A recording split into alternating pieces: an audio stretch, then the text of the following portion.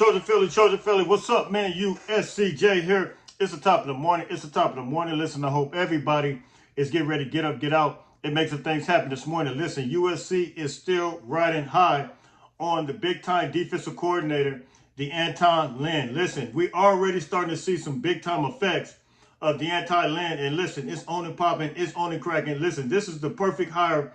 This is the perfect fit. And I want to say this to you guys. As I look back at this thing and really begin to think about the guys that were in play, such as Jim Leonard, such as Tony White, and along with other candidates, you know, I really starting to feel more and more so like this is the best fit. We're going to talk about that. We're starting to see the impact, though, on the recruiting trail. Lynn is already making some things happen. He's moving and grooving. He's already visiting guys like Marcellus Williams over the weekend. He's taking pictures with these guys. He's also taking pictures with guys like Deuce Robinson and Jacoby Lane. You know, just seeing this guy. And here, let me say this.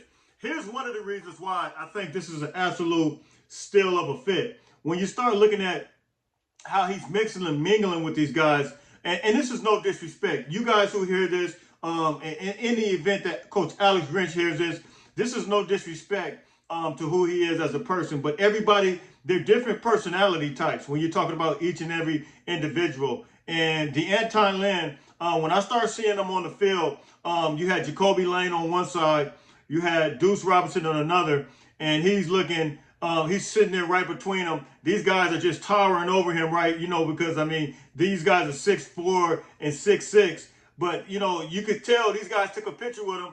And Jacoby Lane posted it. You could just tell the energy right now. The energy in the locker room, the energy from the players, it just appears to be different. And that alone, this is one of the things that I don't think people really understand when you're talking about the impact of a guy that brings a different type of energy, a different type of passion for the game. Because at the end of the day, you're in the locker room, but it goes beyond the locker room sometimes. It goes you know, with relationships. You got to be able to have relationships and be able to talk about other things other than football when you're not on the football field. You guys got to be able to, and when you're able to have a father type figure or a brother type figure, somebody who's relatable, and then, you know, once you open up that type of avenue, then you're able to start being able to teach somebody, because everybody's going to be more receptive. You're going to be able to listen to somebody when you're able to get an individual's attention. And I think that's what we're starting to see. I've already seen it just with the past couple of days,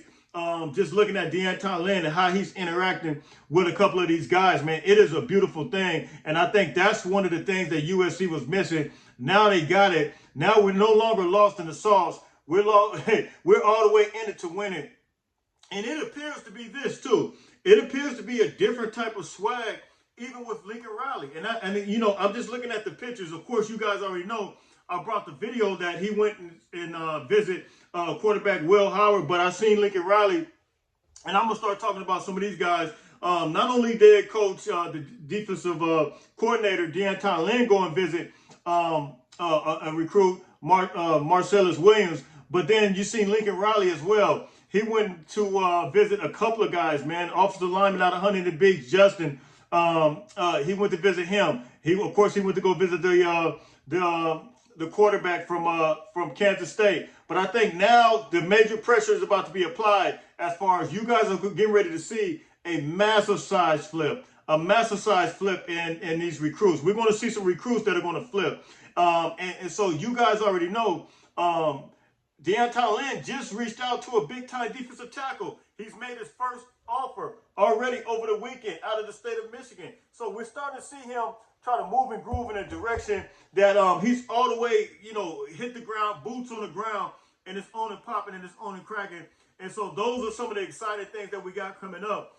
So now that's one aspect of it. It's the recruiting, the high school recruiting. We're starting to get some guys and that's swinging in our direction, and I think it's a beautiful thing. Now, the transfer portal opens up today, and listen, it is really go time. It's on and popping. It's on and cracking. I don't think I can remember the transfer portal hitting this hard already. Now, I'm going to say this. We got some guys that's already hit the portal already. You guys already know I brought you a couple of those guys. I brought you my main man, Darwin Barlow, who I absolutely love. And we're going to need, we need him, but we're going to have to do something else with running back now because coincidentally, Marshawn Lloyd announced that he is going to declare for the NFL. He declared yesterday, put out a nice little video, man. And it's really on and popping. It's only cracking with him. But listen, so you got Marshawn Lloyd, you got Darwin Barlow. Those guys are out. So now we're left with Quentin Joyner, and we're left with Marion Peterson, and then Matt Colombo. He's hitting the transfer portal. St. John Bosco product, nice running back as well. He's getting up out of there as well, man. So look, man, we're going to have 3 scholarship running backs. It'll be Quentin Joyner, Marion Peterson, and then we're going to have Brian Jackson coming in from McKinney, Texas. So we're going to need some running backs as well, man. So USC, look, we don't want to be lost in the running back sauce. So we're going to have to do something. But I've heard some rumors about another potential running back coming. But we'll deal with that when the time is coming. But you guys know this. I heard several people mention about Elijah Robinson possibly coming from Texas A&M as the defensive line coach. Listen, it's not happening. He's already took the job at Syracuse. He's, I don't know how many people really understand and really know this, but his best friend is Fran Brown.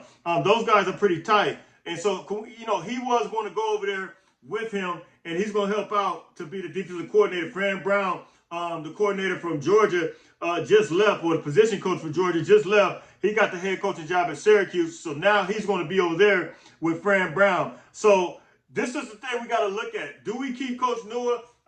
You guys already know how I feel about Coach Nua. I think Coach Nua is the man. I think Coach Nua, his body of work, speaks for itself. And one of the things that I was worried about, I did talk with David Pele's dad, and he said, it was a big time concern about Coach Nua not being there. Man, look, I think a lot of people look at Coach Nua like that. Coincidentally, I did see where David Pele now is crystal ball to Michigan, man. I just seen that yesterday, and so that's crazy. I would like for us to get him back, but you guys can hit me in the comments and tell me what you think on that. But now we got some guys in the transfer portal that's absolutely, it's going to be moving and grooving, man. And the first one, this is a must-get guy. Listen, he's got to be the #1 priority right now on USC's docket right now. It's a guy by the name of Walter Nolan, man. Walter Nolan was the #1. He was the #1 recruit when he came out, man.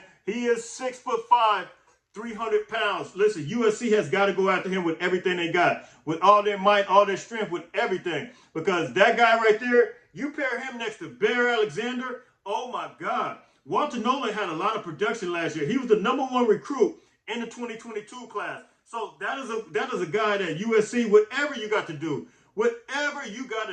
his name, image, and likeness, NIL, that's what it stands for. You got a name like that, he can get the bag. So listen, man, we need to target Walter Nolan ASAP. There's no time to be playing games with that because he is an absolute game changer. Now, do I think he could possibly go over with Fran Brown?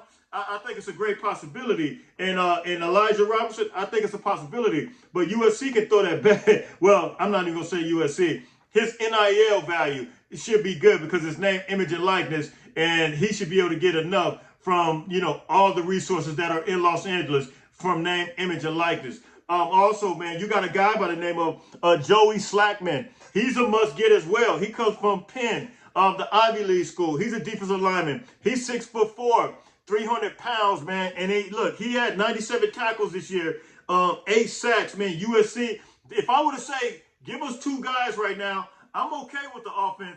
And if you want to get, of course, the quarterback, Will Howard, that is he's the real deal as well. You guys that know I did a video, go watch that. Go look at the highlights. But if I were to say, if we only had 2 guys to get, you go get those 2 guys. I feel okay. I feel comfortable with the safety spots. I think our coach can coach up the linebackers. But if I were to only have 2 spots to get, those guys will be the 2 spots I would get. If I only had 2 spots, I'm not saying we don't need other spots, but if those are the 2 spots, you're talking about this big time Joey Slackman, defensive tackle, and you get a guy like Walter Nolan, those are the 2 guys, man, that I will pick. And I think they could be some enforcers on, we already got guys like Jamel Muhammad on the rush end. You already got, we lose to Solomon Bird, but you still got an Anthony Lucas. You still got a Sam Green. So you still got Romello Height. You got guys like this that are absolutely still monsters at the defensive rush in, defensive end spot. And then Solo's coming back. You guys can't forget that as well. So we got some things that are moving and grooving,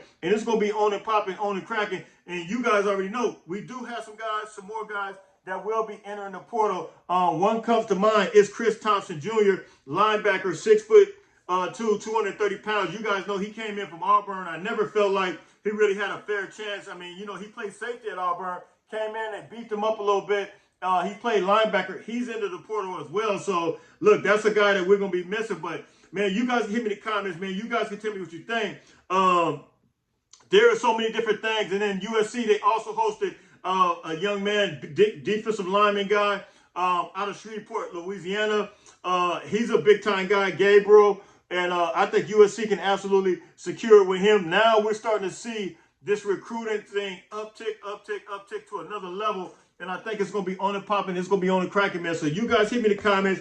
You guys tell me what you think. Like, share, subscribe. And I want to know in your comment section, man. Tell me what you guys think. And what do you guys think about Oregon? This is one more little bonus for you. Those who didn't see my live yesterday, what do you guys think about Oregon playing against a team like Liberty in the Fiesta Bowl? Is that something else, or is that incredible? I mean, that to me, that was like one of those situations where that was a surprise. And how do you guys feel about, I want you guys to drop those comments. How do you guys feel about how Florida State got there? The SEC is still doing this stuff again. And you guys already know, I brought it up on the show last night. I did a show with Light the Torch podcast.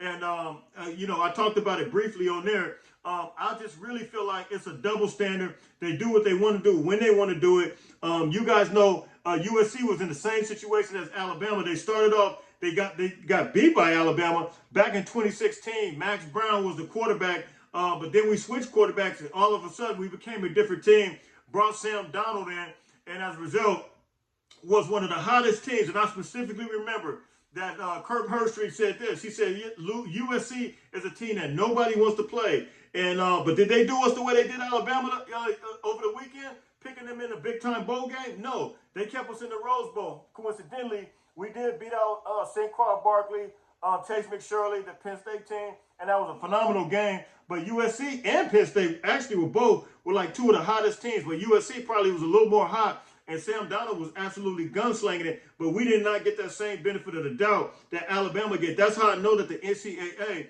they don't always stick to their guns. They just lost in the sauce and wanted to stick to the SEC guns, man. So look, you guys can hit me in the comments. You guys can tell me what you think. Look, that's all I got for you guys today. I'm out of here. The transfer portal's opening up. There's going to be some crazy names that we get ready to hear. USC has an opportunity to really get this thing